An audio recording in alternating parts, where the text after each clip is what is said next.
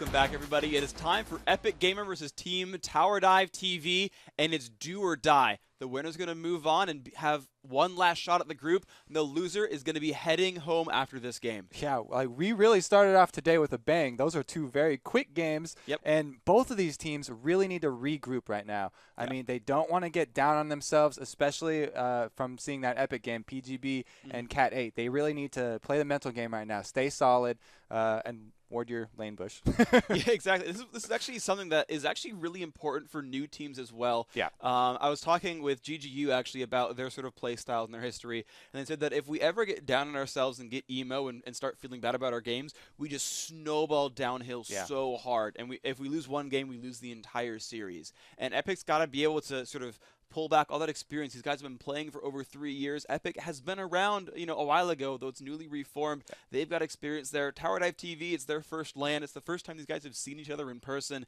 They've got to be able to regroup and be like, guys, Fear is the group favorite. It's okay to lose to the favorite. We can take second in the group and still win. They need to regroup themselves and say, no, we can take Epic. Yeah, they really do. And I have to give Epic the edge just because of what you said. They've got 4 members that have plenty of tournament experience. I mean, this is very quick. There's no series here. This is one game and you're out. Right now, this is elimination game. And we heard in an interview that Tower Dive TV had some secret weapon strategy that they were keeping in their pockets. Now is the time to pull that out. You have to pull it out right now, because if you lose, you're going to be eliminated and you're out. And I'm curious because we came into that D-Man chat stream, the Fear Tower Dive TV game, about 20 minutes of the way through, and it sounded like Jat said something about like an all-in gambit or something. Yeah. Like where they like level 1, like 5-man turret or something. I'm not sure what it was. I couldn't see the game, of course. But I don't know. I don't think Epic would have really had time to go over and be like, hey, Fear, so what do they run? Like, I don't think that's happening. So I think they could just run it again, to be honest. There's no time right now. I mean, it's go. Yeah. Epic might have some secret sources, but yeah, if they used their secret weapon last game, it didn't look like it turned out too well. There was that end up like 18-3, those kills. But they said it was a good start for Tower Dive. Exactly. They just need to finish it. Exactly. So maybe they've practiced it, run through it now, and they'll be able to finish it this time. However, Epic, they really, really need to come together. I mean, Dan's jungle was just demolished after top lane kept getting lane ganked like that. Nintendo took every inch of it. He just kept invading, and so they really need to actually ward. Their plan was to ward a bunch and protect his jungle. They need to actually accomplish that this time. Okay, so you've got a team who looked very aggressive in the first game. That's Tower Dive TV. They looked aggressive. They had some good early moves onto Fear, and they started out pretty strongly. And you've got a team who did not start out very strong with Epic Gamer. I mean, you said, ward the brush out, kind of wait around.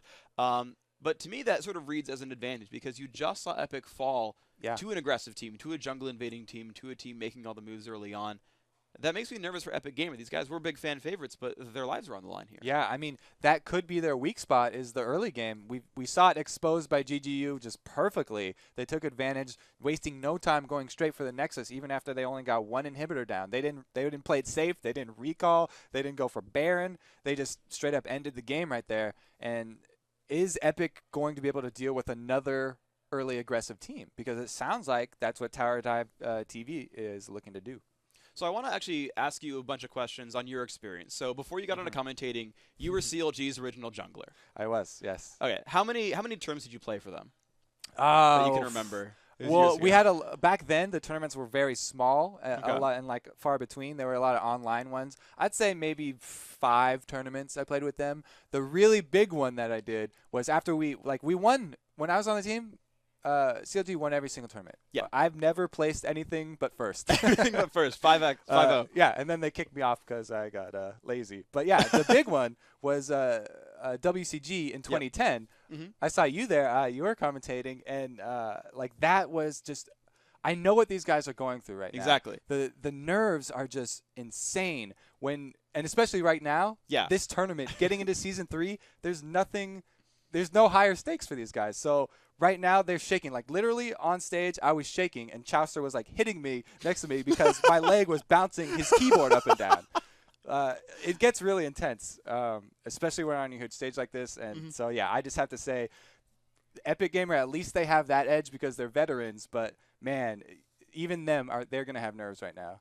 So I have a question for you on that scenario, because I actually remember that series as Captain D-Man. Yeah. You guys started out 0-1 to SK Gaming, and you came back into it afterwards. Yes. If you remember that conversation at all about how you changed your strategies, what did you do where you're like, we're 0-1, if we lose next game, we're done, we have to 2-0 from here? How did you turn your minds around? It was so clear to us. TF, we could not deal with the global strategies of EU. Like, we didn't really use globals like that in North America at the time. We were all about bruisers and just 5-man, just bashing each other's heads in. But EU brought a little finesse to the scene, and they were using TF to great effect, backdooring us, and we were running all over the map. There's nothing we could do. So we said, okay, we don't know how to counter that. We're just going to ban TF.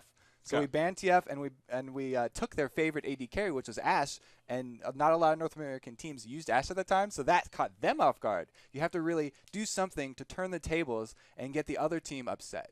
You take away something that they rely on and just use it to your advantage. So that was a big thing. And then the other thing we talked about was me not doing reckless tower dives on the other team when they have Fortify. Because back then, people actually took the summoner spell Fortify, which made your towers invulnerable and hit for twice the attack speed. Yeah. And we had a little bit of miscommunication, and I ended up diving really deep. But yeah, we ended up turning it around in the second 2 games, which were also really close games. And one of the middle ones was when I was shaking, but yeah, it was intense. So how about some other sort of tournament histories? So that one was, I guess, fairly easy. It's, hey, don't dive turrets, ban TF, didn't play your game. Exactly. What about some of your other tournament experiences? What other close ones did you have? I mean, most of them leading up to that were not very close. Our big rivals were All or Nothing, or known as TSM, basically the team that turned into TSM. Yeah. Basically, Reggie and Dan are the big rivals of CLG back in the day. But Dyrus was there too. Yeah, Dyrus was there back when he only played Jax. Yep. And it was this. Basically, we would roll over almost all the other teams because nobody else really took it that seriously, playing as 5 people. And they didn't practice 5-man strats. It was basically all solo queue people versus some real 5-man teams, which was CLG and TSM. And then we ended up beating TSM in all the ones that we did meet at, and then there was like some drama that went on. TSM got disqualified from a couple of the really important ones, and so we didn't even have to play them. And there was just not a lot of competition back in North America back then. So it was basically all wins. You guys actually played. You mentioned that again. You guys actually played Epic Gamer, the old Epic Gamer, for the WCG 2010 qualifier, and that was really close. Yeah. That was when Dan had. Aragi on the team, and Excessive, 2 people on the team, and and they also had Dyrus, or Dyrus couldn't make it from Hawaii back then, so they were missing Dyrus as well. But even back then, Dan's strategies, he always comes up with some things that just they're not popular things, and you don't expect them. Back then, Nunu was not a big thing, and Dan used it jungling. Yeah, Dan came in, he counter jungled with Nunu all over the place, and I was playing catch up the whole time. So yeah, I have great faith in Dan's strat making ability and his play calling ability. So I think that Epic really, they just have to get past that early game. As soon as they can get rolling, he has great strategies. He can make good calls. They can focus the right areas, and I think that they should be able to survive this. I don't want to be too biased, but I don't really know the Tower Dive TD guys, so I guess I might be a little bit. Well, so I want to go back to that WCG match though, because you guys started that one out 0-1 as well. You came, I think, from like the winner bracket of that tournament, so it was like a weighted best of 3. Yeah. And Epic took game 1, and you're like, crap, we don't get to advance unless we win this next game. Like you had a lot of those. Our backs were against the wall like a lot during the WCG and the qualifiers. And it really, like, we stayed there past when the event was supposed to close. Like, they were going to kick us out because League of Legends was taking way longer than StarCraft and all the other games. And they're like, what is this new game, League of Legends? We never even heard about that. You guys are not important. And they were gonna kick us out. Surprise! Little did they know, League will become a giant. But anyway, that game took so long, and I don't really remember that series. I remember the end of that series because I was so relieved, and I was like done shaking. I just got up and I went over. I gave Dan a big hug. I was like laughed in his face a little bit, and then we went out and we got drinks, and it was all good. All right, that's fair. Yeah. Do you ever miss competing? I do miss competing a lot. I'm just not that good anymore. I can't. I've been working too much. I haven't been playing enough. You have to play this game every single day if you want to be competitive. You can't be a part-timer anymore and be competitive. That's what I was. I was a part-time pro, and that just does not cut it anymore. You need to play every single day. And if they advance into Season 3, it's exactly what these teams are going to get to do. Yep. This is the dream. You're going to get to play video games every day as your job. Yeah, I actually, we've been interviewing a lot of these players, and we had a big interview with Team Marn and Mega Zero. You'll see him. You'll see him in his group. He's got a lot going on. He's got a lot going on. So he's an electrical engineering major at Carnegie Mellon. It's like one of the top universities in the United States. And so we asked him, like, so yeah, how are you like balancing like a pretty challenging workload or school curriculum versus your gaming career? And he was like, yeah, I mean, I took an easier semester this time. 18 units last semester. He's like, I've taken an easier one this time. He's like, but I'm pretty sure I can like handle like my major and Season 3 all at the same time. And I have to say, I did industrial engineering in 18 engineering units. That's ridiculous by itself. But also being able to play at the top level while taking 18 units, that guy is amazing. I mean, that's very impressive stuff. Yeah. Well, as long as he doesn't follow suit with his brother, the Flash Zonias hopefully will not come out of this tournament. Tree Eskimo, by the way, if you guys don't know, is the brother of Mega Zero, who's on Team Marn right now and competing later today. So for what it's worth, we do have the players into the game. I know we've been kind of filling some time. We've been interviewing Kobe a bit for you guys. He's an awesome guy, by the way. This guy's really sweet. But we're just making sure the players are ready. Yeah, we have the players into the game. I'm going to make sure that we are happy to go. And you know what? We are. We are in a Champion Select, guys. The do or die match is here. Epic Gamer taking on Team Tower Dive TV. Let's take it out. Oh, so excited right now. Both of these teams. It's really going to be decided in the early game, I think. We're going to have to pay very close attention to especially the level 1 strats, where those early wards go, because the level 1 wards, those can be the difference between those lane ganks early game like we saw, and especially the invades, making sure that Dan can get both of his buffs this time. That's really the key for Epic here. All right, so right off the bat, a couple of aggressive champions being dropped away. The Blitzcrank ban, TDT learning the lesson that GGU already had in banning out that Evelyn as well. Yeah, that's no secret. Dan's been streaming. He's got a 75+ win percentage with Evelyn in solo queue at 2.3K. Yeah.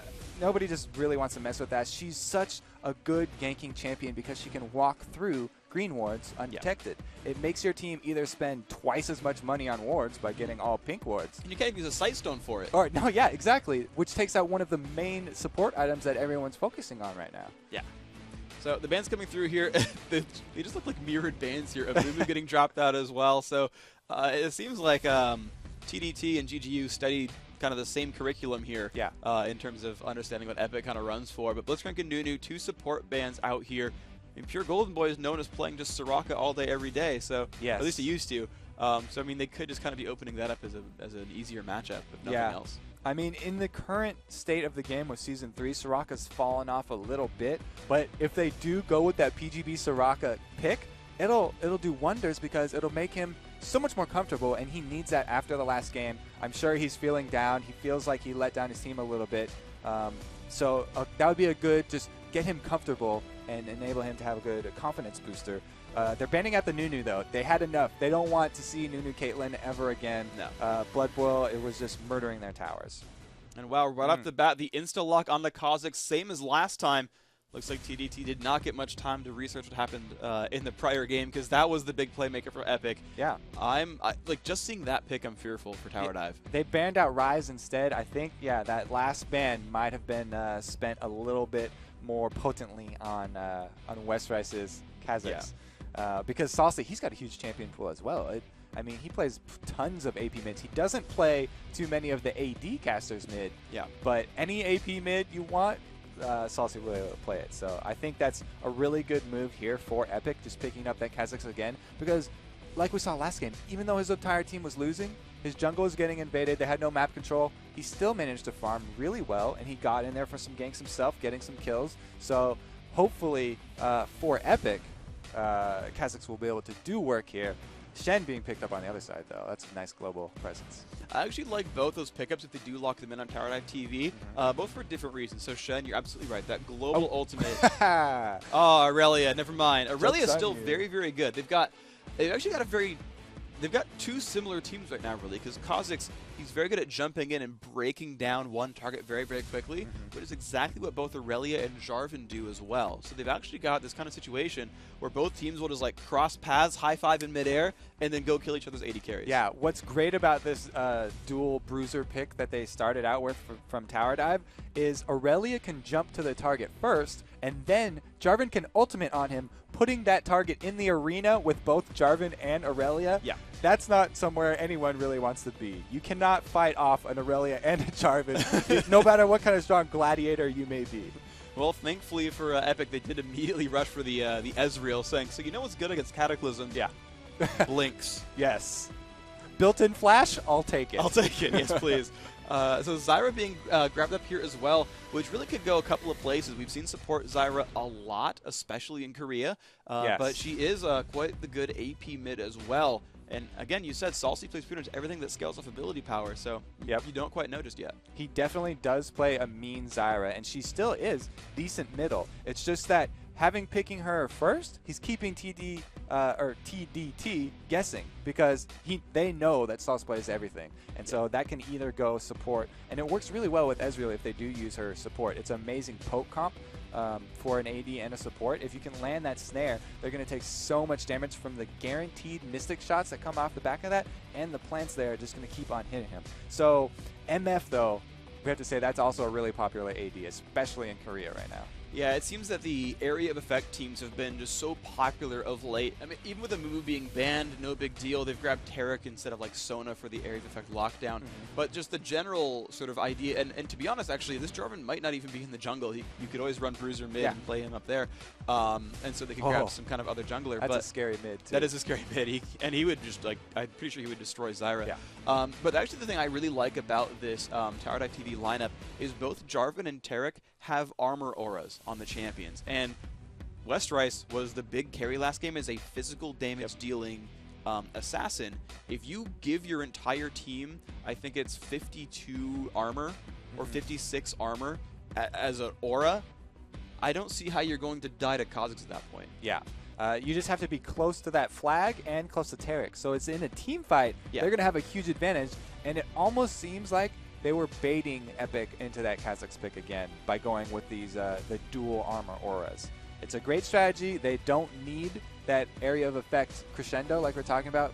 They could have gotten with Sona, which is an amazing lane. Yeah. Sona and MF by themselves are one of the strongest. I was talking to Curse Elements and Cop last night, and they said that if there was blind pick, that's what they would pick, would be Sona and MF right now, because it's such devastating poke as well as combo those ultimates. Oh, it's just ridiculous. But going with Taric, you can definitely see they're adapting, and they want to go with that armor aura, and the single target stun is plenty. If you can stun up Kha'Zix, then you can really lock down this team. Well, this team actually does look pretty decently area of effect based overall. You've got Vladimir coming in there for the not Sanguine Pool, but Hemoplague, and you do have that Misfortune bullet time. And heck, Cataclysm works pretty well. You either burn 4 or 5 flashes, or they do take bullet time. Yeah, you're not stunning them, but at least you're keeping them in the same area. And if you overlay that with the MF ultimate, then that could be devastating. There's some great pick potential here from Epic, is what I'm seeing. I really like Ahri for her assassinations. Her ultimate just enables her to get in the perfect position to be able to land those skill shots. And I know that Sauce is amazing with that charm. It's one of the harder skill shots to land because it's going to be blocked by pretty much everything. But if you're able to get your target, that would be a huge pick. And Maokai's great for following those up with his Twisted Advance. All right, so you got a pick-off-based team here for Epic Gamer, an area of effect team fight-based team here for Team Tower Dive TV. Who do you give the edge to here? Knowing the players, knowing the team comps, knowing the situation of the tournament, who's got the edge? I mean, the comps look fairly even. Tower Dive TV might have the edge with that the dual armor auras, but I have to give it to Epic right now because of that veteran factor. The nerves, like I said, oh my god, they got to be killing these guys right now, especially Tower Dive.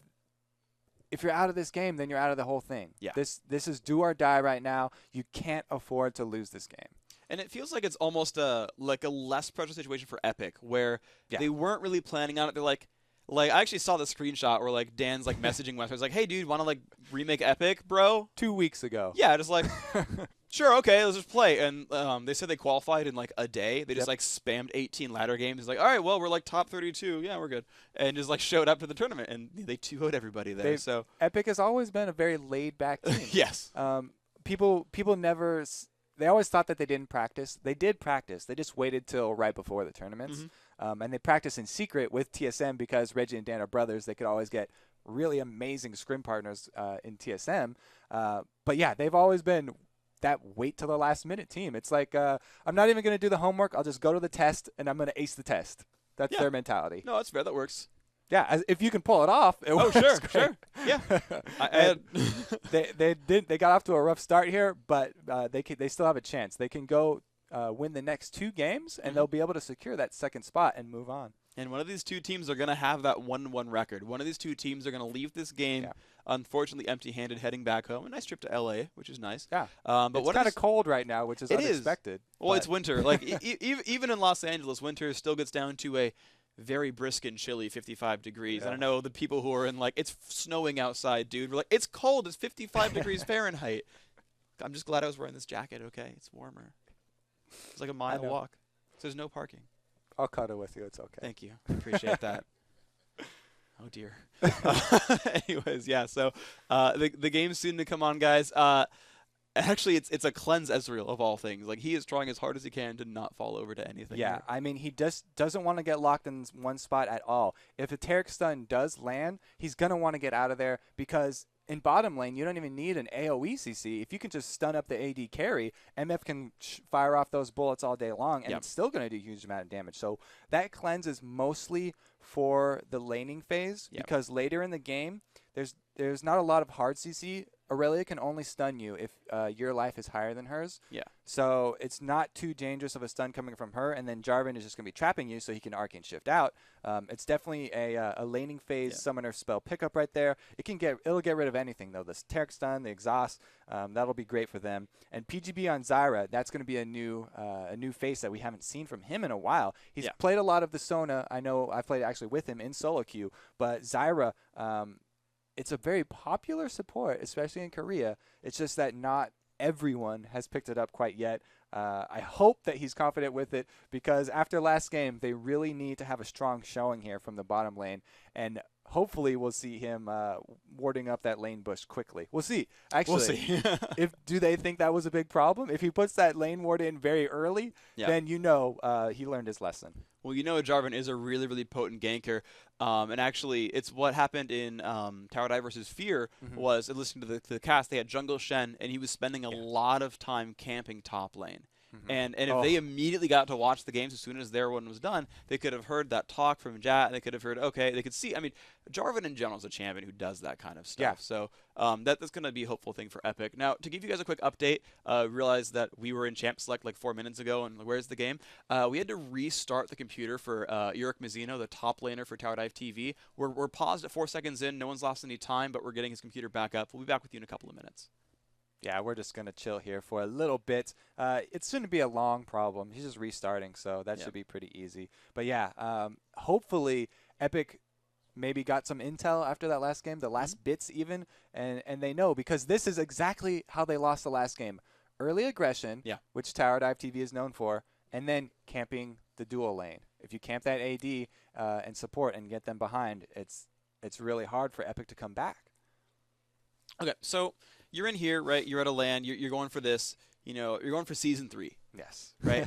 the Season 3 is really the big prize here. At the end of the day, we're going to have 8 quarterfinalists, and we're going to take 5 from those 8. I know you're doing school right now. Or sorry, not school. I'm working. You were doing school. You're doing working. Yeah, my bad. And you're kind of casting part-time and whatnot. What would Season 3 mean for you? Like, with your life already sort of on track, would you like, if you got like this offer to like join the CLG or join one of these teams making it, would you go for it? Yeah, I can totally relate to all these players right now. I would be ecstatic. This is definitely something that I want. And it's something that ever since I left CLG, I've been trying to get back into the scene. I was like, I never should have left. That was a pretty good thing we had going. I had no idea that League would get so big and there'd be so much money in it. I just didn't think it was financially viable, and so I spent all this money. Yeah, I got an engineering degree. Let's go do engineering. That's not fun at all, guys. You should stay in school, but if you have a chance, play video games. Use your spare time, play games. Partying? No. There you go. Video games, League of Legends. All right, but we are into the game. You can see we've gotten the players back in, and let's check out the postures. So right off the bat, Epic taking the exact same route as last time. Westrice about to walk into a Caitlyn trap. No. Yeah, not going to happen this time because there's no Caitlyn, but look at the solidarity. They all Yeah, they maxed up their items in the exact same spaces there. Well, that's Spectator on itself. Yeah. Okay. Yeah, I thought they were being cute.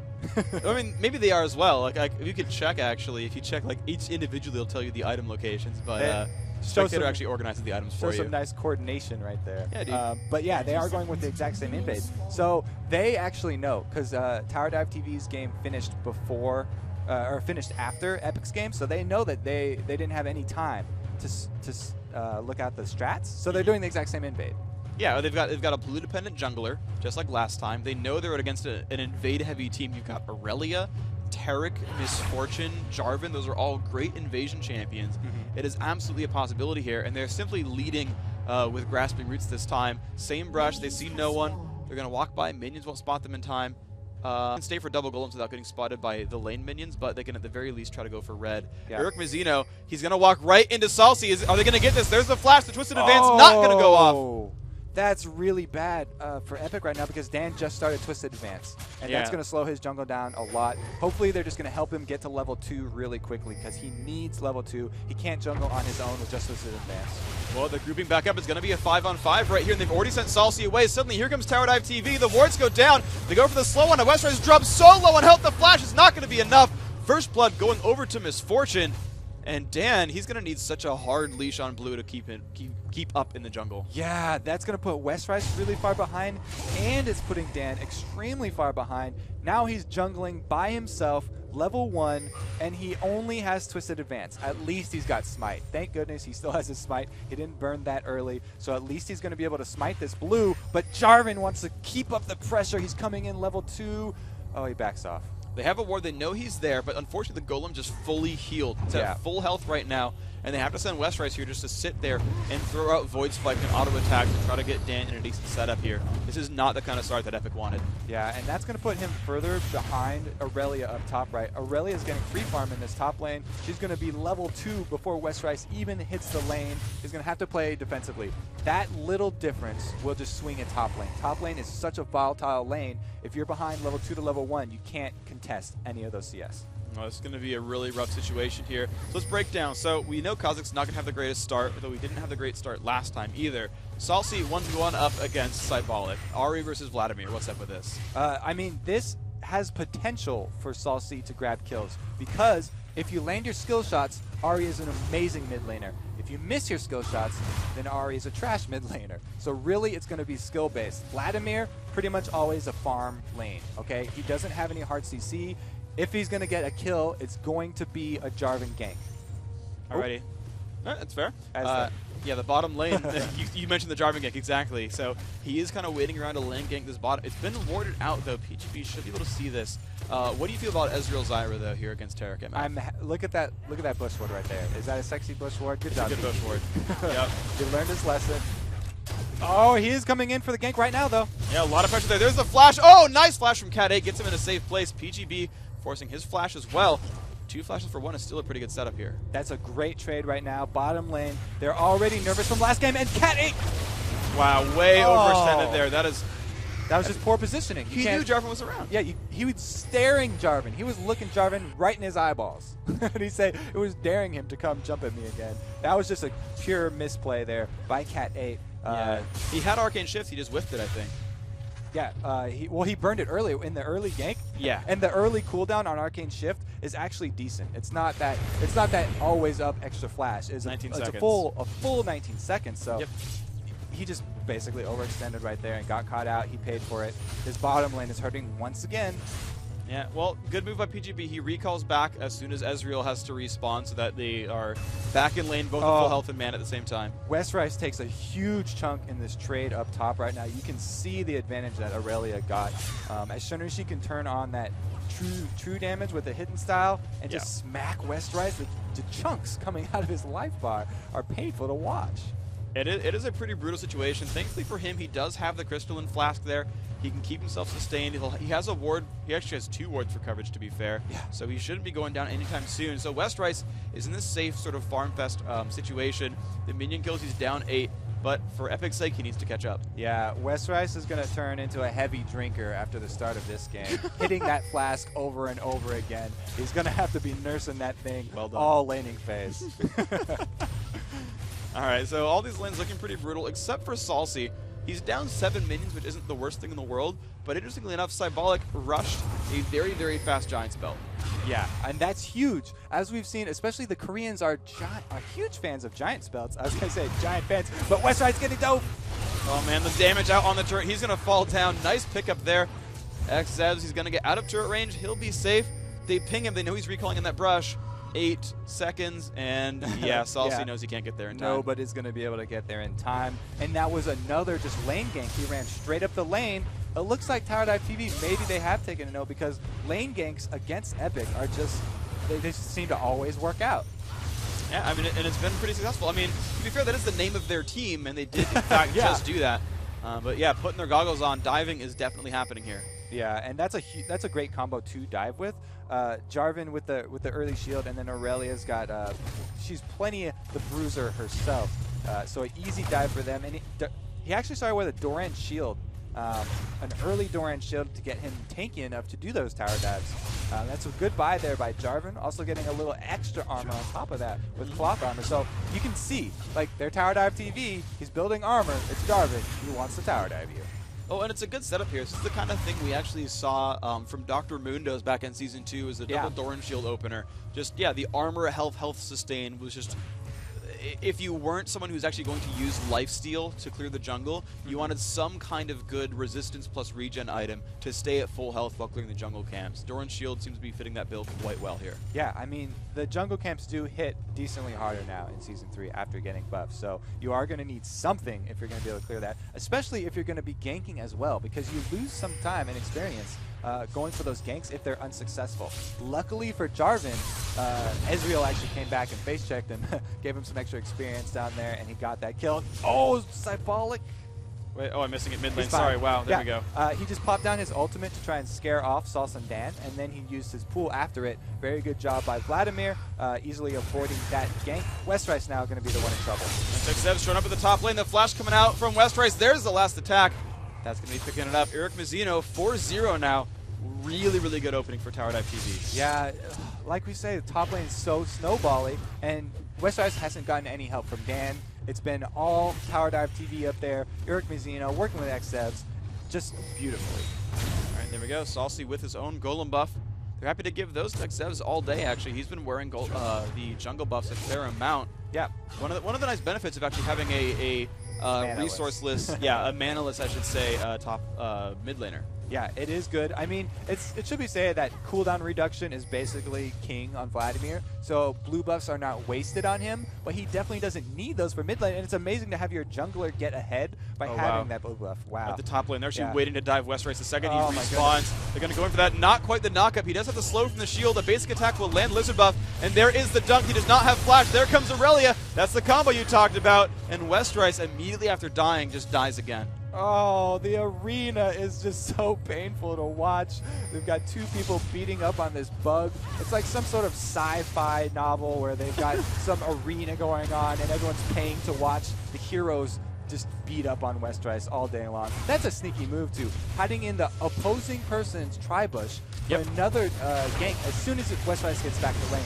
So he's not even level 6. Yeah, some aggression here. PGB not in the best of shape. Takes a little bit of make it rain from misfortune. But this bottom lane, Kisuke and Koso are having a really good opener here. They're so far, every lane is technically winning. Yeah, and then she's just going to burn that MF ult to push the lane, go recall without any contesting right there. And Kisuke, we talked to him last night to get this straight. That name right there for MF, that's how you say it if you guys are wondering at home, because that's a lot of extra letters there. Yes, the XZ on both sides. I don't know if he's like trolling XZs with that or just like happened to want the extra characters there, but whatever, man. It's a screen name. That's one of the good things about esports. I love how you can just make your own name and champion that. But 0 to 5 start right here. We said the early game was going to be the problem for Epic, and it turns out that's exactly their Achilles heel. I mean, you can do the same thing in actually Westrice taking a bit of punishment, but finally level 6. Yeah, but as Chad Ochocinco showed us, you can actually choose your own name in real life as well. Yes, you can. Him as well as Ron Artest changing his name to Meta World Peace. Oh, yeah. You know, he's a humanitarian, that Ron Artest. No, that's fine. All right, anyway, so here we go. Salsi, a bit aggressive with Cybolic, taking a bit of punishment. There you go. Sanguine dodging out the charm. But Salsi with Golem Buff, he's just spamming abilities all day. He's having a pretty good time in this lane. Yeah. I mean, it's to be said, Vlad doesn't need blue buff. But, oh, Dan actually catching Zexef. And he's going to flash forward. There is the twisted advance. And here comes Salsi in from the side. Dan, he's going to fall down. Demacia is yelled. Zexef is going to get over the wall. He is. Salsi, the charm, the dash, he'll pick it up. But he's in a rough situation here. Low on health, has a golem buff. Looks like no tower dive or tower dive TV, but the 1-for-1 trade at this point is in Epic's favor. Yeah, at this point, that's fine. They'll take it. I mean, Sal's going to go. Oh, that charm was so good. They're going to trade 1-for-1. Actually, this is not good. Keisuke, he's going to get one more attack, and that is the kill picked up. Ezreal, 432 gold for the shutdown. That was nice. Yeah, even better for them. They had Cybolic in the area, but he was actually going back up to middle lane there. They tower dove. It could have been a 3 on 2 tower dive, but they actually went without Cybolic, so they were outmanned there, and a good small turnaround for Epic. They're slowly clawing their way back into this game. And I got to hand it out to Salsi, too. The reactions to get that charm out before the Tarek got more than one ability off. That was a Flash Dazzle, too. Yeah, Flash Dazzle, you still got the charm off on time. That was really good. And now they're going to go for this Dragon, trying to rush it before Jarvan can steal it. And then they got it up. Dan did pick that one up. There's the team fight in the middle. PGB not in a good shape. Will he fall down? That should be the explosion. Nice ult coming out from Ezreal. 2-for-0 so far. Eric Mazzino going for the pain. Westrice is there in the middle and can't handle any of it. Look at all those deaths. 3-for-0, but Epic got Dragon. That's so sad right there at the end. If PGB had hit his true damage passive after dying, Westrice might have been able to kill either Jarvan or Aurelia and then get a reset on his jump to jump over the wall. That we can't say for sure, but it looked really close right there. He might have been able to get the kill and jump out of that pit. I think he needs the leap evolve, though, to get the reset on jumps. Oh, he has not gotten level 11 yet. He's nowhere near the leap evolve, actually. That lane was so brutal. Normally, he'd be close to 11 in this game. He might have gotten a kill. He definitely was not going to get out there with his life then. All right. Well, yeah. Okay, so lanes resetting. We see the gold lead, 4,000. That's fairly significant at this point in the game. 4,000 gold is actually a pretty big deal. Xev's back into his jungle, doing a pretty good job on Jarvan so far. Yeah, I want to least. Yeah, I want to take stock of what's going on here. So Eric Mazzino, interesting build, rushing Blade of the Ruined King. Yeah, that's a really nice item for taking down high HP targets, even though there aren't that many. There's not actually none. No high HP items, or I mean characters on the other team. The active on it. The active on it is great because not only do you get life back, but you also slow them down. So that's a very interesting rush on Aurelia. A lot of people are looking for alternative builds now that attack speed has been nerfed, because attack speed used to be king on Aurelia. Yeah. It's just that attack speed is so expensive now, that's not always the way to go. Well, one thing it does do, and this is posturing because I'm not much of an Aurelia player, is normally when you're facing true damage, you build health, because armor and MR won't do anything. You're facing Blade of the Ruined King, the only thing you can buy that works against it is armor. Health actually doesn't help you in the slightest. But at this point, no matter what you build, Aurelia will hit you pretty hard. Yeah, I mean, they don't have the money to build either of those right now, actually. Westrice has no health or armor. He's going offensive. Yeah, pretty much nobody else either. Dan's only got regen items. There's no flat health. There's basically no tankiness on this Epic team. They've been kept down so hard. There's been no giant spells bought, and if we were in a Korean tournament right now, they would be... You'd have 7. Yeah, they would be full per champion. All right, so we can see here the early aggression really coming out here from Tower Dive TV, pushing on towards this middle turret, taking in about half health. The plants come out. There's the explosion. Vlad going in. PGB getting dropped so low, but he's going to die. The dunk coming through. There's a double kill for Vladimir. The ult was blowing people up. Tarek does fall. Salsi making his way out. No, the flash initiation. A triple KO for Cybolic, but here comes Westrace. He picked up one. He's going to go for the two. The turret damage is going to be two, but there is Eric Mazzino in his face. He will pick that one up, but now it is Cat 8's time. Going for this Aurelia. I think he's going to let her run away, though.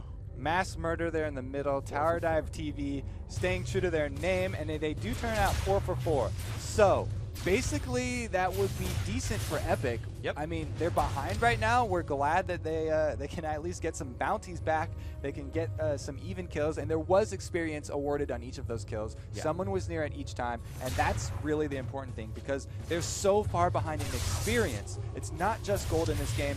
Levels mean everything. Aurelia's 11. Westrice on Kha'Zix is only level 8.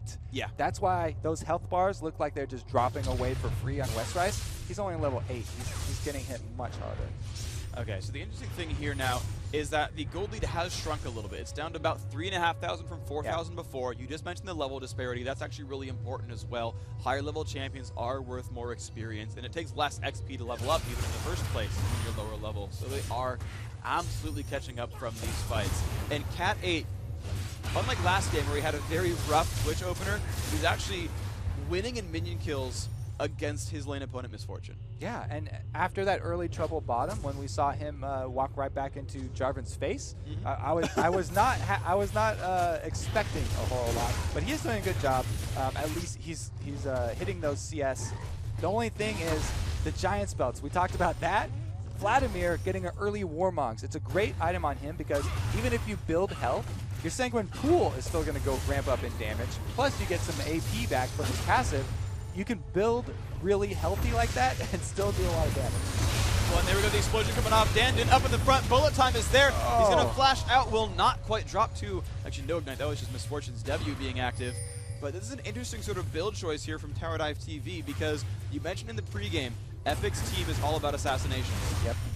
And they look at that Vladimir building tanky like that. Yep. He's not prone to assassination. He also has that one of the most amazing escape skills, making him untargetable with that Sanguine Pool. Meanwhile, Jarvan's been running around the entire map, so he hasn't had to worry. He's very offensive. He went with an early, healthy, upgraded Sightstone, or that Ruby's Sightstone, there we go. And that's going to give them great ward coverage so that Epic won't have a chance to get back in this game. And it's really well. Oh! Here we go, the initiation up, and there is the dunk onto so many members. The Maokai ultimate is there. There is one. Whoops, sorry about that. PGB goes down. I keep scrolling in random places. Westrice getting dropped down as well. And just look at the damage out. But Eric Mazzino getting forced back, just barely alive, 30 health. Hits a minion to sustain himself. There's the double up. Can Kisake get the damage? Not quite able to. Looks like the disengage is there. 2 for 2 on both sides. Yeah, another trade, which is slightly in the favor of Epic. Again, all champions were there. They all got experience. The ones that die early, at least. Westrice is having a hard time trying to get some levels. But yeah, it's surprising that they're still coming out even in these team fights. It was a surprise engage there by Jarvan, going in with the flag combo with the Lance and then also ultimate. But Epic was able to handle it very well. They reacted quickly, and PGB landing his true damage passive was also able to turn that fight. Yeah, one thing that's actually been really awesome for Epic actually is that Dandin has really been on the mark with his ultimates. Yeah. The Vengeful Maelstrom there is a 20% damage reduction in a localized area. And when you're fighting Jarvan, he forces your team to be in one small grouped up location. And all Dan has to do is just say, oh, Cataclysm, Maelstrom. And then all the damage amplification you're getting from the Vladimir ultimate, all the damage you're getting from Jarvan and Misfortune and Tarek, that's all getting dropped 20%. And that's actually a really, really huge deal because you know you're going to drop all that damage down. Yeah, and that works really well with health. We see Dandin going back and buying 2 giant spells. He's been watching the Koreans. He knows what's up. And straight health is exactly what they need since they do have that Maokai ultimate. You're saying 20% reduction. That means any health you buy is going to be 20% more effective. Westrice still trying to go offensive though because they need his damage. They need him to be able to take out targets. They have to have somebody able to assassinate. Cat 8 is doing a decent job there. He has that Bloodthirster, and he's actually built an Avarice Blade as well, just to help him catch up even more because he needs to carry this. Ooh, That engage is not going to happen, though. They're going to defend this tower. We see Aurelia and Jarvan coming down. Here we go. It's going to be a one-on-one at the bottom lane, a 4-on-4 in the middle. Looks like they're going to square off on both sides of this lane. Both teams actually putting wards down, spotting each other for the movements. Dragon has respawned. Looks like both teams trying to make a move to get to that location. Ezreal has shown up first. Epic has actually a good team for that. Oh! Dan's going in 3 versus 1. He's going to jump on in. He's a little bit caught out of position here. He's actually out of range of the Maelstrom now as well. There's a Vlad ult going through. The Ezreal not going to hit very much. The ult coming in from Vlad is going to get PGB. I keep scrolling the wrong way. Sorry about that, guys. There we go. The chase is down. Is Ezreal going to take the damage? He's going to fall over. 2 for 0 so far. Salsi up in the mix, getting away. And there is the dunk coming on. Westrace has nowhere to go. 3 kills. Tower Dive TV getting that one cleanly. That was a poor engage there by Epic. Nobody was around Dan to follow up with his twisted advance. He snared someone, but there's no damage around. And that forced Ezreal to walk up past the dragon right here that they get for free. Ezreal walked up through the river, putting him in a bad position. Aurelia was able to force the arcane shift very early from him, and then just flash over that wall, keep chasing him, and finish him off. Their AD was taken out, and Westrice was taken out as well. There's no damage left on Epic. Salsa does have his death cap, but it's not enough to be able to solo the entire team. Alrighty, so let's break down some of the builds right now. We talked about the health stacks, we talked about the Warmogs. There's a lot more stuff going on here. You know, the double giant spell. You start to see the builds actually get fleshed out here between all the classes. Yeah, well, obvious item right now is Black Cleaver on MF. That works so well because it gets all 4 stacks up of the shredding the armor on every single person in Epic that she's able to hit with that. And that's amazing because Aurelia and Jarvan both hit very hard. They're bruisers. They benefit from it as well. It's not armor penetration, it's armor percent reduction. Yeah. So every other person on your team also benefits from that Black Cleaver. It's a great item on Misfortune in any situation, but especially with a double bruiser comp like this. All right, but meanwhile, you contrast that, and Ezreal's going a much more selfish build. Yeah. Bloodthirster Static Shiv. Yeah, Static Shiv is great. A lot of people have been comparing it to Phantom Dancer. Which one's better? When do I get which one? Static Shiv, it said it does magic damage, so that's great. It diversifies your damage as an AD carry. If you have a very AD heavy team, then you want to pick that up. But it also helps a lot with pushing and wave clearing. And that's really, Epic's going to have to be defending a lot of towers. They need as much wave clear as they can get because Tower Dive TV, they're going to tower dive you. And how do you stop tower dives? You clear the wave as quickly as possible so that the towers are actually going to be hitting champions instead of minions. And so that's a great pickup for them. They want to be able to clear waves as quickly as they can. Okay, so right now, actually, I want to point something out because this is something we've seen lesser experienced teams have problems with, and that's actually closing out games. Yes. We're here with a 6,000 gold lead and a 10 kill up for Tower Dive TV. I've seen a lot of games start out this way and then stall. Yes, especially apparently that's what happened last game with the Fear. They had a really good start and then they couldn't finish it. So what do you do here when you're Tower Dive TV? You're really in a good position. You're 23 minutes in. You've got quite the lead. How do you push your boot down farther? You need to ward up the opposing team's jungle. As Dan goes in for an initiation again. We go a lot of damage on all sides. Ezreal goes up. Dan extremely low, but he's going to actually walk his way out of this one. Koso very, very low. He's going to fall out. Vlad does not have tool anymore, and look at the explosive damage. That is 2 kills for nothing. Kisuke forced back, and would you look at that, Epic Gamer gets a 2 for 0. Oh, 2 for 1 as you say that. Salsa gets lanced in the back. Heartbreaking, but they still come out 1 for 2 right there. And as I was saying, the wards, that's how you you close out the game, and they got caught off right there. Epic with a very nice engage. This time they actually caught off TDT with not all their people in the middle. So there was a 4-on-5 right there. Aurelia was not part of that fight.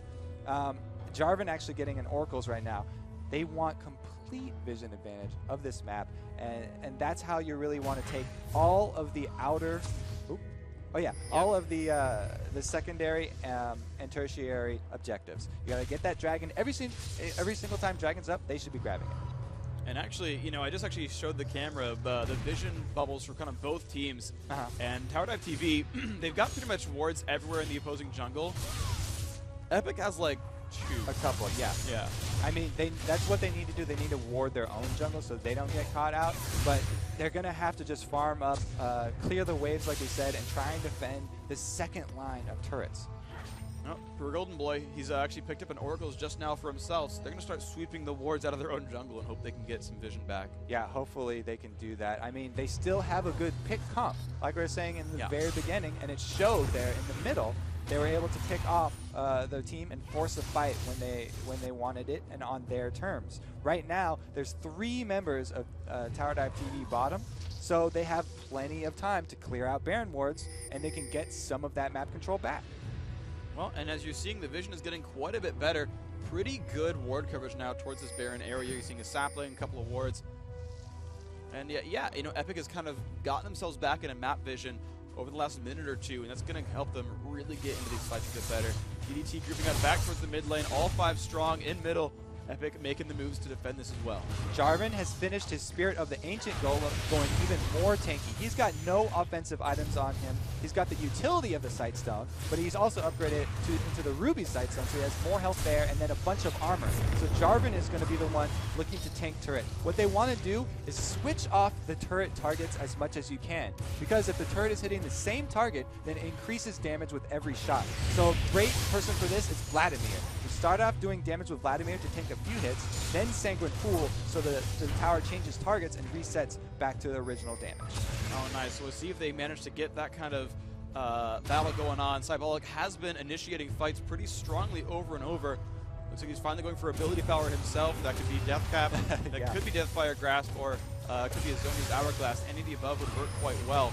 This team does certainly have quite a lot of armor, and they're actually making some moves. I guess splitting back up, Miss Fortune's going to take farm at the bottom of the map. Yeah, they don't have to play aggressive right now because they have the map control, they have the upper hand. They also have, both teams have oracles, but Tower Dive TV is going to win a team fight if they meet head on. So they're waiting for the next dragon, grab that free global gold, and then look to push in.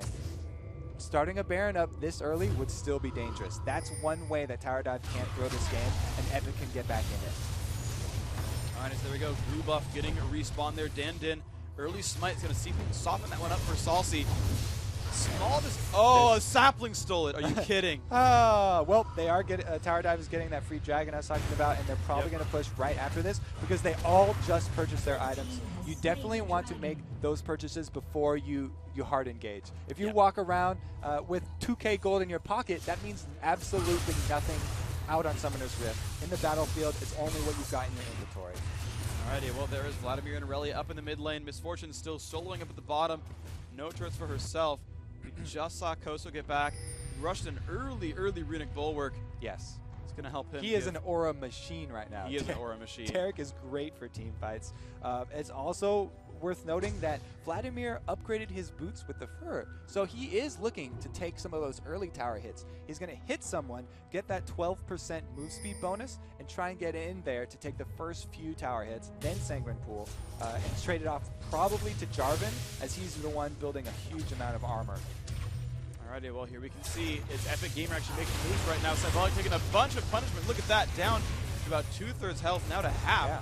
He's got to find a way to sustain himself. A half health Vlad is, I mean, he's got Warmogs, but it's not the tankiest thing in the world. Yeah, I mean, he regens very quickly, but getting him down that low before the team fight starts is exactly what Epic wants. They want someone low enough so that West can get that kill and get that reset. He is level 13 right now. He's evolved both of his Void Spikes and his Leap. All right, so here we go. The build's going through, still about a 7,000 gold difference. Miss Fortune 4, 2, and 6 does have 2 pretty good items for herself. Trinity Force, Blade of the Ruin King here on Aurelia. Once again, guys, for those of you just joining us on the stream, this is the basically elimination match here in the first group of the day. Epic Gamer, your blue team, Team Tower Dive TV on red. Whoever loses this game is out of the tournament. The winner's going to move on to face the loser of Good Game University versus Fear, and TDT is starting up on Baron. Yep, it's a good time for them to force Baron, but Westrise has a good harass. Oh no, Salsa gets caught. A lot of damage onto him. He's trying to dash away. That was his last one. Oh, he just gets out of the Cataclysm. Zev's going to flash on forward. He picks up the kill, but he trades for it. Cybolic up in the front. A double kill actually for Ezreal, who got Urk Vizino as well. With a 3-on-2. Koso taking so much pain. Westrise picks that one up. 3 for 1 now, and Cat 8 following through. Now 4 are down. Epic with a great fight for themselves. Oh, Salsa the martyr. He sacrifices his life, kiting the entire team. Beautiful ultimates just at the clutch time. He landed his charm as well, and they actually come out of that team fight ahead. One way, if your team is not that tanky, is just to kite all day because you're not actually having to soak up any of that damage.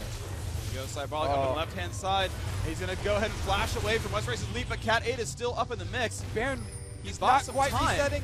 Yeah, he got a little bit of health back. Dan's going to get dangerously low here. Baron down to 2,300 health. Is Cybolic going to go for anything? He's going to pop the ult. PGB's taking a lot of punishment. That's going to be the Baron Dasher picked up, but he will trade. He will die himself. Cat 8 gets that kill, but he does remove one Baron buff. All right, PGB will take that trade. Even though it's a Baron buffed Zyra, it is still the support. And Cybolic down for 30 more seconds means that Epic, 4-on-4 with the Baron buff, they'll take that fight. They can get another objective. All of these outer turrets are still up for Tower Dive TV. They would just love an extra 1,000 global gold. Epic can just run around. They need to get those outer turrets very soon. Yeah, it's a 2,500 gold difference. You notice that Epic has not picked up a single turret kill this game so far. Now, that's normally a really bad thing. Yeah. It shows a lack of map pressure, but at the same time, at least they'll be easier to kill. Yeah, that's definitely a symptom of the early game. It's not. It wasn't the game plan. They are just. They're having such a hard time. Exactly. They're saving their gold till later. It's like they're candy after they finally win that team fight. Baron Nashor was dinner, the turrets are dessert. There you go. Perfect. And they find, look at this. Perfect timing. Last Whisper completed on Westrise. He's got flat penetration with that Brutalizer, and then it works so well now that the percentage penetration is accounted for before flat penetration. He's going to start hitting really hard. You can see him already harassing with that great utility of the Void Spikes. They really want this mid turret. Well, I think it's going to be theirs at this point. They're going to move on forward. A little bit of poke. Westrise pulling turret aggro. Not the best person for it. Probably the worst, actually. Yeah, we're going to have health. Cat 8 putting out a lot of pressure. Cybolic getting pushed back, and that is theirs. First turret of the game now finally for Epic Gamer. The cheers go up. They finally get one turret down. Building destruction is happening. They've got plenty of time left on this Baron buff too, so they can easily cycle, either go down top or bottom if they want. They're just going to send the Ezreal ultimate to farm those, and they want to get a secondary turret. The outer ones are a lot easier to get. Have Baron buff, they want to grab an inner turret first. Alrighty, and there is the eventual Maelstrom up from Dan. Dan's going to take a little bit of punishment there, but looks like it's going to be theirs pretty much completely. A bit of poke going off. Cat 8 is not hitting the turret, so that turret's going to actually survive this encounter. I feel like they could have gotten that one, actually. Yeah, it's really low. The AD carry is going to be the one that you want poking on that turret. He's throwing out the Mystic shots instead to harass. That's not...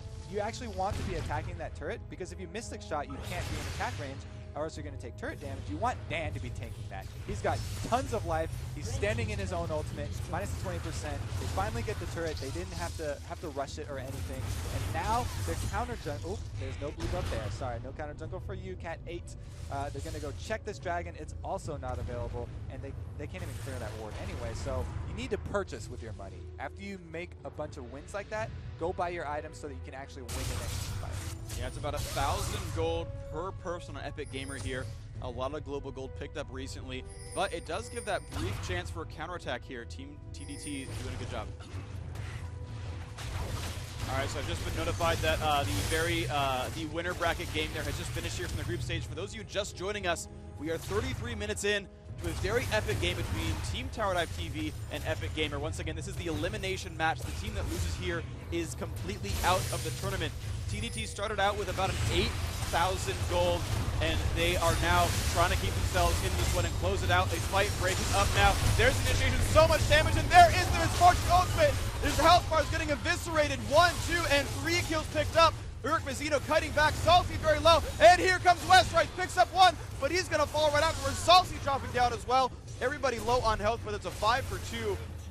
And TDT now looking very, very good. A win here puts them up against GGU for the last spot in the group. Great presence of mind there by TDT, engaging while Salsi is in the jungle. Nowhere to be found during that. You can see how close that team fight was with Salsi not even being there. And then he came in at the very end to try and pick up some kills. If he had been there from the very beginning, that could have turned out completely differently. Great job by TDT. They're going to take advantage. They don't want to push it, though, because Zyra's going to come back up pretty soon. Dan's going to come up right after that, and those are two very good champions at picking you off. They don't want to take any chances. They'll grab a dragon. They'll take their inhibitor turret and just leave with that. Yeah, so they've sent back Cybolic. He's looking at a Guardian Angel up next. He's just being full tank Vladimir. Yes. Meanwhile, the double bruiser are getting Dragon for themselves. He's full tank Vladimir with a death cap, so he's still got a lot of bite to him. And because of his passive, health and AP, they work off each other. He gets a lot more of each with both of those huge items. So he's spent his money in very, very high potency items, going both a little bit of offense and a little bit of defense here. And it's very good for them because he is like the secondary tank for them. Yeah, and he's also the secondary carry in a way. I feel like he's... Yeah. Actually, I guess I should probably take that back. Aurelia is probably going to do more damage than Aurelia is doing a huge amount of damage with that combo Triforce, your favorite item, as well as the ability. So much damage coming out from that guy. So we're seeing more builds getting completed. The Runic Bulwark we mentioned earlier. Shirelli has finally popped up here for Pure Golden Boy, though. So that will help them at least a little bit in initiation and running away from things. But does anything stand out to you here at this point? Yeah, I mean, the Shirelli's was something that I was going to say that initiation is huge. Both of these team fights have been determined by who's the initiation. We saw Epic make a huge play when Salse actually kited the whole team through the rest of his team, and they were able to get a lot of free damage off. So really the extra speed is going to determine the next speed. Oh no, they are going to have a team fight right now. Everyone's going, oh no, Westrise. It's close. Westrise is now a little bit surrounded. He's got Salsi nearby. Kisuke, so much pain onto him. They're going for the punishment. They will punish Salsi there. It's a 1-for-1 though. Misfortune is gone. Westrise stealthing. He's going to run right up to Kosa. They'll look at the burst damage, and they're going to pick that one up. 2 for nothing, but X-Zevs, he's in a bad situation, has to jump over the wall. Smites away the Wraith. Might as well take that one. Little counter jungling on the run for him, and if he can get out of this, that will be huge for them because they have taken out both of the solo lanes for Epic Gamer, but now he's going straight into the base, get a little free damage on this inhibitor, and the rest of his team is joining him. They aren't going to get another free kill here. It's going to be a 3-on-4. The lack of an AD carry is going to make this a little bit scary there. It's a good range advantage for Epic Gamer, but the inhibitor's going to fall too fast. Cat 8, he is on chase duty, but instead of that typical Trinity Force or even Iceborne Gauntlet build, no slows from him. They will not chase anything out here. He's going pure damage, and he really needs to be that pure damage source because there's not a lot of sustained damage. Kha'Zix is very bursty, and if they have the damage from Ezreal get someone low, Kha'Zix can finish him off and get a reset, then doing a huge amount. But they've been in these sporadic fights. Like we saw right here, it was 2 different 3-on-2s. It just happened that Tower Dive TV was able to get both of the kills, and Epic was only able to grab 1 of the kills. Well, I think part of the difficulty was who exactly they were chasing, because Ezreal being in a fight, he doesn't crowd control much. He doesn't make people really get stuck in place, and so when Aurelia jumps on you and Tarek jumps on you, it's a really bad situation. But meanwhile, Jarvan, you know, again, that jump over the wall, the drive-by smite, you know, the people that you catch is very, very important when you catch them. Yeah, not only is he slippery, but he's also extremely tanky. He's got 2 giant spells built into those items right now. He's got the Ancient Golems as well as the Sunfire Cape. Plenty of armor with the Ninja Tabbies and Doran's Blade, but he's also got a Black Cleaver right now. A lot of people think of it as an offensive item. It gives a decent amount of health as well. Yeah, 250 health per Black Cleaver there, so both Jarvan and Misfortune carrying that. Another giant spell, there we go. Yeah, just, you gotta get tanky. I mean, you're fighting an assassin-based lineup, or specifically a reset-based lineup here with Westrise onto Kha'Zix, and if you deny those resets later and later, you're just denying all the damage output that's available. And actually, I want to point out something real quick on how Black Cleaver works on Jarvan. Both his passive and his basic attack deal physical damage, so his first auto attack against a champion is actually 2 stacks of the Black Cleaver passive. Yeah, any source of physical damage is going to proc that. I like that there's 2 home guard upgrades already for Epic because they've got an inhibitor down, so they're going to be fighting inside of their base. Most of the members should be looking for those home guard upgrades. They've got 2 people with only level 1 boots though. PHB and Westrise are not going to be able to upgrade that for a while. Ezreal has his level 2 boots. He could easily get a home guard, and they are going to be forced into defending this top turret. Dan's going in from the back. This could be a very scary situation. They don't quite have anywhere to run. Make it rain going out. Nope, they're going to clear this one out. A bit of poke from Westrise. They're going to get caught outside their base now. Oh my gosh, they're going to go in. Dandon in the front. There's the eventual Maelstrom. A great Ezra ultimate. It's Zevs up in front. Cat 8 cutting him so well. That's going to be a dead Jarvan. Now Kisuke getting kited around Westrise. And it's Salsi getting away from that one. PGB getting chased out. Cat 8 picks up that kill. And he's still in the mix, actually surviving right now. Cybolic caught a beautiful charm. Means he's going to be in a really, really bad place. But can he pick up PGB? He gets one. And there's the Guardian Angel revive. Now who is next? Aaron gets out. Cybolic. not going to go anywhere. 3 for 1. A reset for West Rice. He's now found Kisuke. That's not a great place for it to be. Dan Din's up in the mix. Cat 8 picks up one, and Dan picks up the other. But Misfortune does manage to trade one back. So West Rice dies to a super creep right there in the back. He can't take it. I have to say, Salsa in that fight just made that entire fight. He kited both Vladimir and MF, who had Guardian Angels, so you didn't want to focus those targets. They have huge damage. He was able to kite them in the back, making great use of his ultimate, while the rest of his team took out the targets that didn't have Guardian Angels. And then they were able to come back after they were in a numbers advantage and kill off the Guardian Angels and the second cycle of the live of both of those champions. So not only did they win the team fight, they got Baron, they also killed off both of those Guardian Angels. Amazing. That is absolutely huge. There's just such a power difference now. You know, the entire game, TDT had been ahead. They started out like 5-1 in kills. The pressure was on the entire time. You're still seeing them with a 7-kill lead. You're still seeing a 1,600 gold lead. Now actually jumped to about 2,000 with that turret going down. And yet it just seems like when the fights go Epic's way, it just looks the complete opposite. Yeah, their backs are against the wall, and they are not going to let this one go. I would expect nothing less from our first elimination game. Both teams really want to stay in this, and it has come back to an extremely close game, 40 minutes, and it started out with a huge deficit. We saw that 19-9 kills. Yeah, Epic's doing a good job coming back, though.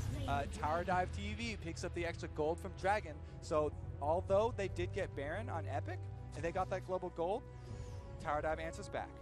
Yeah, Tower Dive TV really keeping themselves in this one, partially from kills, but partially because of the 7-3 turret lead. Such a huge amount of gold coming out from that. Also getting almost every single dragon. I think a couple, Dan didn't pick one up right before a 2-for-3 team fight. But TDT, despite the Baron buff, are actually playing the aggressive. This is actually very scary. Yeah, and actually they've got the GA advantage on Epic right now because both of TDs are cycling. Dan almost going to fake this. He's going to find Pure Golden Boy. There's Misfortune. Oh, catching two. Pure Golden Boy dying so very fast, but still gets the Stranglethorns out. That is one traded. West Ray flashing over the wall. He is safe. Cat 8 on a killing spree. This looks like the momentum here for Epic Gamer. The damage is coming out. Cybolic in the mix. Will Cat fall down? Ezreal's getting low. Misfortune in the front. She's going to fall, actually. And there comes West Ray. Picks up 1, 2, 3. And there is only now the Jarvan left alive. He is running away up here. And that is the second team fight in a row that has gone entirely in Epic's favor.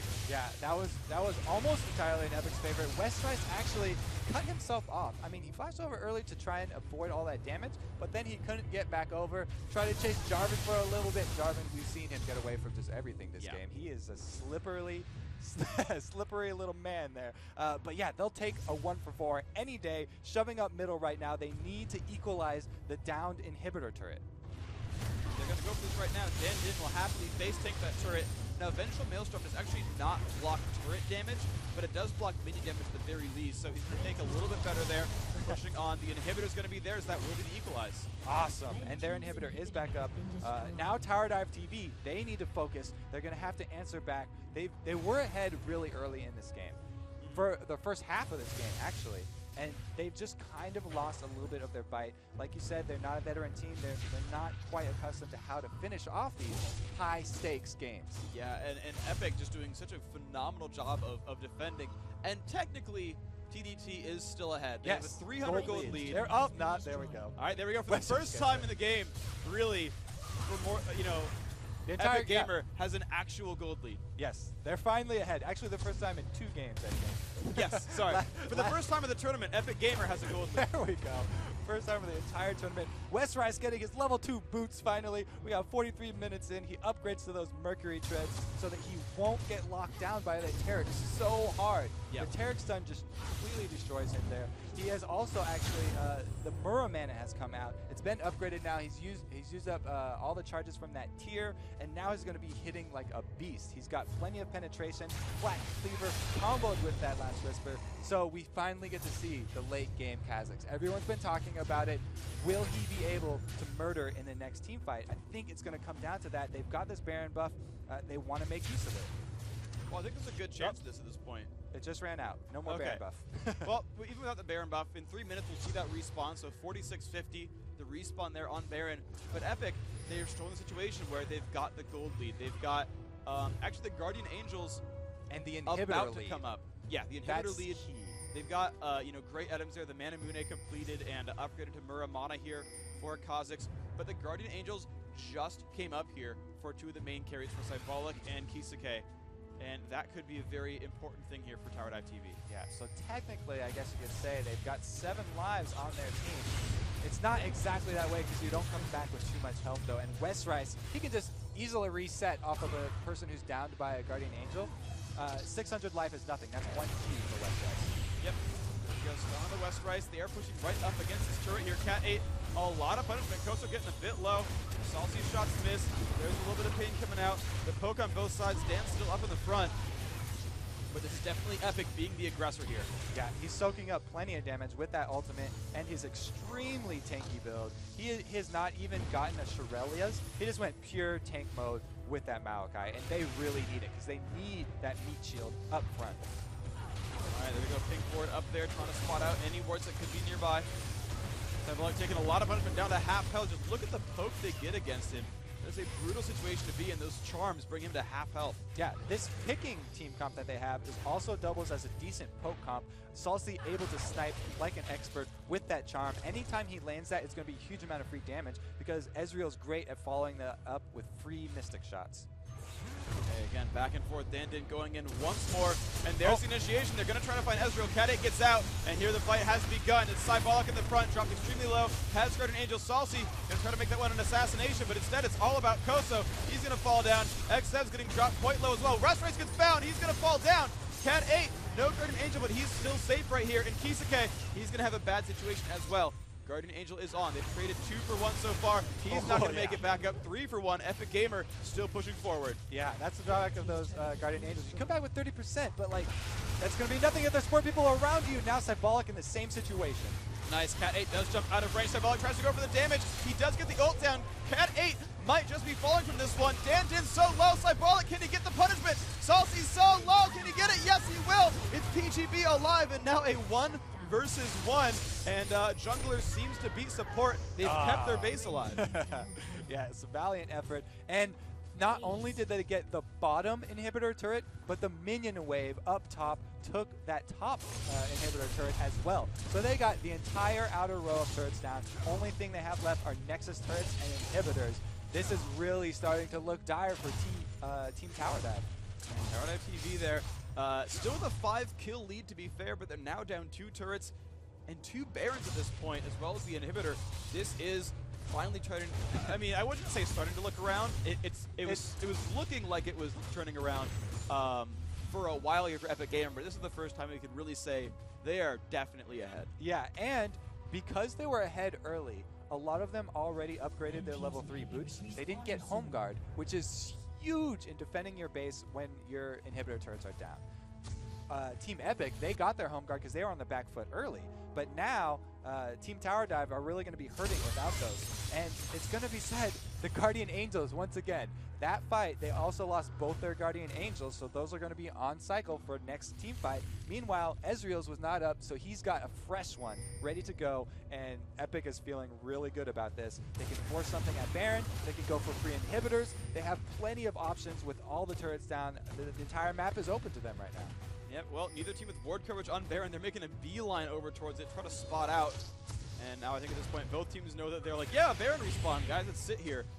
There we go, finally a ward over the wall for Tower Dive TV.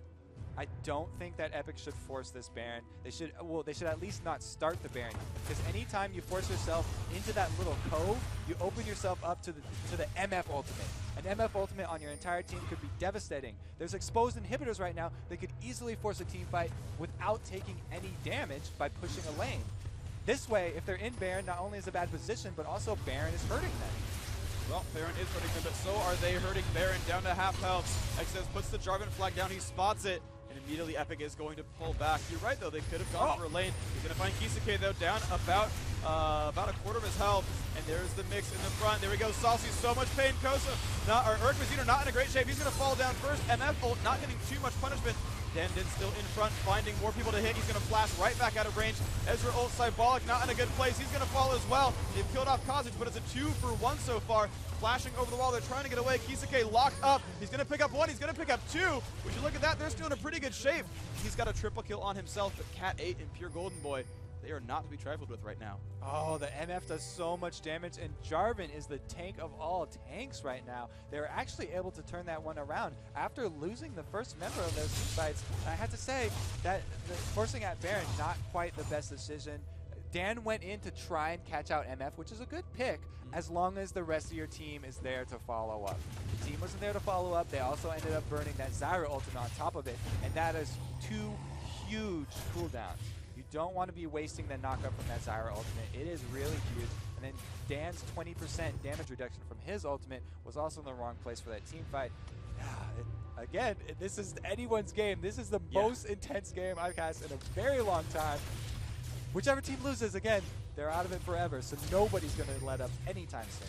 And the winner will be facing Good Game University, and that match, which will be really on both streams right after this, determines the second quarterfinalists from this group.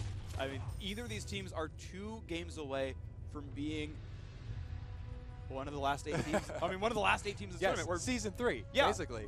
5 teams from this tournament are making it into season 3. If you're a quarterfinalist, you have a 5 of 8 chance of making it from there. That's better than 50%. Is pretty good odds at that point. Yeah, that is great. This time it's Tower Dive, though. They're going to start up on Baron, forcing it themselves. All right, there we go. It's getting down lower and lower. There's the Ezra ultimate. They're going to go in. Baron buff is now theirs. Dan caught a bit alone. Ezra's nowhere to be seen in this fight. He's taken a bunch of punishment. Kisake getting dropped quite low himself. Dan down to half. Rampage. PGB is dead. Dan still tanking everything. Finally goes down there. Double kill for Misfortune. They're chasing down Cat 8. Now they're chasing Salsi. Salsi's going to flash forward, but he will not find Kisake. And now only Cat 8 is alive. Again, a disjointed engage for Epic right there. The rest of the team not able to follow up. They were just out of place. And it was a great, actually, Baron force by Tower Dive TV, and that might give them the game. Oh, he's going to be on his way back. The flash in. There's Uruk Mizzino. True damage. The cleanse won't matter. There's the Guardian Angel. Okay, and Uruk re-engages him. Tarek flashes across while he finds him, and you are a dead AD carry, and they've got 35 seconds to take down this base. Tower Dive TV, are they going to be the team? It looks like they will. They will knock Epic Gamer out, dash their Season 3 hopes for now, and move on to face Good Game University up next. Congratulations, TDT. 51.5 minutes. The game is yours. Wow, what an upset right there. A lot of people were favoring Epic to make it all the way through this tournament. Yep. They're one of the first teams out. They're the first team out. They're literally the first team out. They are literally the first team out. Wow, so there we go. Their hopes dashed. We do have another game coming up. It's going to be Tower Dive TV. We saw them drop to Fear with an early good start, but faltered in the end.